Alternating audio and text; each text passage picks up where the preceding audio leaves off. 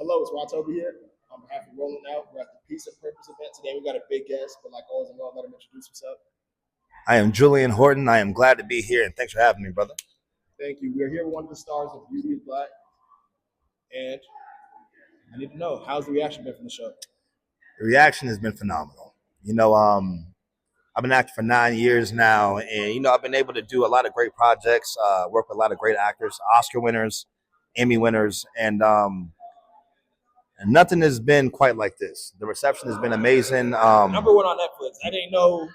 Yeah, yeah. Number one on Netflix. You got the biggest mogul in the world, aka Tyler Perry. Absolutely. You got so many factors that made this show as big as it is. So the reception from it has been amazing, tremendous, and I love it. Let's talk about some of those factors. All right, we'll start with Tyler Perry. Yes. How is it to work with Tyler Perry? Get into his mind a little bit.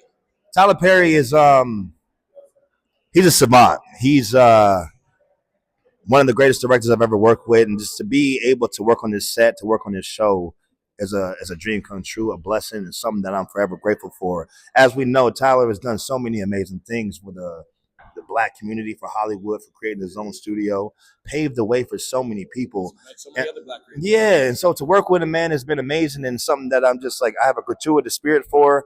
And working with them is different. In other sets, they don't have as many resources as Tyler has. Tyler has a lot of resources. He works in a multi-camera system. So when you're shooting a lot of movies and stuff, they usually do one camera or two cameras. So they get your coverage, and we're going to get his coverage. And it takes time. But with Tyler, he has 4 cameras going to get every angle at every... So nothing gets missed. Nothing gets missed. So therefore, you don't really have to do as many takes. So with Tyler, he's the most efficient director in the business. Efficiency is the name of the game with him. He does 1 to 2 takes. It's quick, it's fast. And when I first started it, I thought it was going to be kind of daunting a little bit because, I'm kind of a perfectionist, OCD a little bit. And I kind of want to give myself just enough time to get into the groove. Absolutely. So I thought it was going to be a hindrance a little bit. But as time went on, it kind of was a positive because it allowed me to be even more freer because I knew that he was only doing 1 to 2 takes. So I really could put my, but I could really put my spin on it and put my energy on it, put my little improv on it and live in it more. So it actually turned out being a positive. So I'm really grateful that I was able to work with TP in that way. I love that. With Tyler Perry too, there got to be a difference because obviously Tyler Perry is somebody we all grew up with. Yeah. When I'm from Canada, so I found out about Tyler Perry about 2009. Yeah. You started acting 9 years ago. He was making movies before that. Mm-hmm. So how is it to watch a man your whole life and then finally be in one of his movies? Man, one word: gratitude. It always goes back to gratitude, man. I thank God every single day for just, first of all, this craft of acting. This craft is such a beautiful craft. It has allowed me to meet so many interesting and dope quality people, and Tyler Perry being one of those people. And just to watch him, man, Diary of a Mad Black Woman came out in 2003. Wow. I was 12 years old. And to see his rise and see how far he's come. He got that studio set now that was built some years ago, but he had to start from the ground up. And just to see his progress and see his work and see his elevation and to be able to work with him and to see the spaces that he's in, to see the people that he's worked with, to open the studio and have Will Smith, Denzel Washington, Halle Berry, Oprah Winfrey all come to his studio. His studio. They're coming to Atlanta just to see Tyler Perry, to know the hands he shaked and shook and the people that he's been around. And for me to be in the same space as Tyler Perry, knowing that he's been around these people, gratitude. For him to encourage me the way he has, for him to support me the way he has, for him to give me an opportunity the way he has. Gratitude towards God, gratitude towards Tyler Perry, and gratitude towards myself for believing in myself and keep going. You know what I'm saying? So yeah, that's definitely an honor to work with Tyler Perry. Let's get into Beauty is Black. Yeah. So, for those who haven't watched the show, give your pitch. Why should they check it out outside the fact that it's number one on Netflix right now? You should watch Beauty in Black because, first of all, it's binge-worthy. Drama at its core. I'm talking about keep you on the edge of your seat. So many things happening at one time. And at the end of the day, it's so many commonalities with Black culture that you want to watch the show. Tyler Perry runs into a lot of, why is it more positive? That and third, right? But Tyler is still telling the truth in this show because You can say the positive thing, and I get it, but at the same time, You show reality too. show reality. It's a strip club culture. He's talking about trafficking in the show. It's talking about really black excellence in the show and black wealth in the show. It's so many topics that Tyler touches on within the show that has commonalities with the real world, and that's what I think keeps people on the edge of their seat because they have so much in common with it. So if you want to watch the show and be mesmerized, you want to be on the edge of your seat watching the show, you should watch it on Netflix right now. Beauty in Black. It's great. I ain't gonna lie. You played your role a little too good. You're a little evil to me. I don't know if you were just on the screen evil or that's really who you is. Why did you play that character so well? You know, with Roy, it's crazy because I got an offer and opportunity to audition for other parts. He asked me to play Calvin, the driver. He asked me to play my brother, who was LGBTQ guy, whatever. I didn't want to play that, and I saw Roy. And with me being who I am, man, I've lived a lot of life. I've gone through a lot of things in my life. I think God has blessed me to allow life to be my acting class. Obviously, I went to acting class and I learned a lot of details and minute things from acting. But life is the best teacher, and I've been through a lot of things in my life, tumultuous things in my life, ups and downs, ebbs and flows. So, but Roy, when I saw the breakdown of him, I saw a lot of things that I shared commonalities with. I mean, the guy, high energy.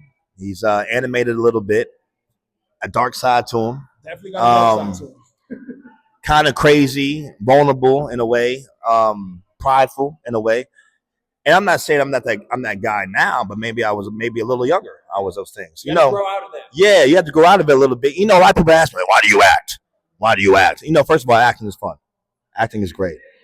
But a great reason why I love acting, bro, it's allowed me to not let the things I went through in my life in the past be in vain. I've gone through a lot.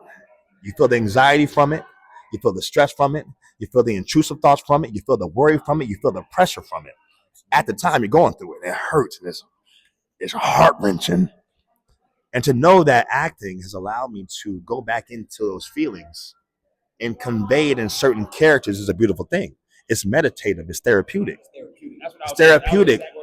And it kind of, it's a healing process. That's why acting is so amazing, because you can go back in time, use those feelings that you were feeling at the time and bring it back out. I'm not a dark guy, but I've gone through dark stuff.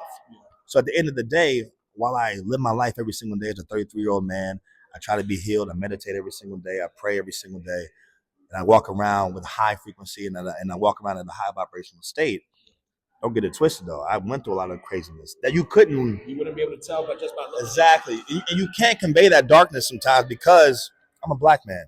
You can't just lash out the way you want to. When you get a character like Roy, and he something that for future actors who want to act and maybe be in a Tyler Perry movie one day, what are 3 tips you give them? 3 tips, keep it short and simple. Actually, I'm not going to keep it short and simple. I'm going to give them the real. Now, give them the real. Yeah, so number 1, keep God first. Let me elaborate on that a little bit. You know, we got one life in this world. One life, right? There's a lot of things we chase as human beings, a lot of desires that we have, a lot of lust that we have in this life. One thing that I've done in my life, I never force anything. The reason why I don't force anything is attributed to keeping God first is this. The greatest thing you can receive in this life you already have. That's how I live my life. The greatest thing you can already receive in this life you already got. And that's God. That's Yeshua. That's God's love, mercy, favor, protection, security, whatever God encapsulates. We already have it. So at the end of the day, that's how I live my life. I ain't got to learn from nothing. So that automatically allows things to be attracted to me more because I'm not forcing anything. I'm just being myself, walking in my purpose, and allowing God and the universe to do its thing. That's it. That's number 1. Because everyone, I need to get this. I'm 28, I need to get it. 23. Relax, meditate, breathe, bro. Breathe. And that goes to my number 2. See, the thing about it, everyone always looks for me like, yo, you can't give me smack in the back. I'm going to give you some life. Some human things. Because at the end of the day, we're playing human characters. Everyone wants to get in the business, and I get that. But at the end of the day, I made it by an unorthodox way, but it's worked for me, and I'm going to share it. Number 2, meditation. You got to meditate. The reason why you got to meditate is because of this. Acting is reacting. Acting is being present. Acting is listening. At the end of the day, meditation helps with all 3. Meditation increases gray matter in the brain and reduces cortisol in your brain, reduces stress in your body. So at the end of the day, you can function and act better. You can be a better human. That's what you need to do in everything. So you can get on the interview and not be shaking, not be nervous. You can take your time. Relax. Take a deep breath sometimes. Reset. That's number 2. And number 3, man, keep getting better. You got to keep getting better. This craft never stops. Get into acting classes. Do the foundational work, the groundwork you need to do. Keep working on the craft. Keep watching great actors. You know what I did before I did Beauty in Black? You know what I do? I watched Denzel Kennedy about 50-some times. And if you watch some of the things I do in Beauty in Black, a lot of the things I mimic of Denzel. Now, I'm not saying I'm like replicating Denzel, but I allow that energy, to inspire me because he's one of the greatest actors of all time. I combine that. You use that. You say a sample of music. I sample, put it in the work, and make it your own. And just keep getting better. Keep working on the craft. Keep breathing. Keep praying to God. And then you'll find out, like, yo, I'm feeling better as a human being. And once you can be full of love, full of presence, full of greatness in your own mind and your spirit and your body, now you're prepared to go out there and do what you need to do. Now people can see the energy on you, feel the energy on you. And now they'll be like, you know what? I like this guy. He ain't forcing nothing. He's a natural force. He's authentic. He's real. He's true. And at the end of the day, bro, that's really been my thing. Is keep God first, meditate, and keep getting better at this craft. And never think that you made it. Never think that. Stay humble and keep going. And know that it takes time, bro. A lot of the time, they want, I ain't made it. I'm 31. I ain't made it. I've been doing it for 8 years. I ain't made it. And at the end of the day, bro, if you go back to really the actors, see, the thing is, how old are you? 28, I'm 33. A lot of the actors we see now, oh my gosh, Morgan Freeman, Samuel L. Jackson, Viola Davis, oh, they great, they amazing. We seeing them now because they're in our face, right? Not knowing the age they doing this thing at. Denzel Washington did Training Day at 47. Stop lying. 47 years old. Really Training Day at 47. I bet you didn't see his movie at 32. I bet you didn't know his movie was in 1985. I bet you didn't know. You're seeing him now because he's on the big screen and he got all this attention now. Morgan Freeman, he can get popping to 50-something. Viola Davis is 40-something. We all look at these actors and actresses like, oh my gosh, they're all world, they're the greatest. But not knowing that, like, it took time.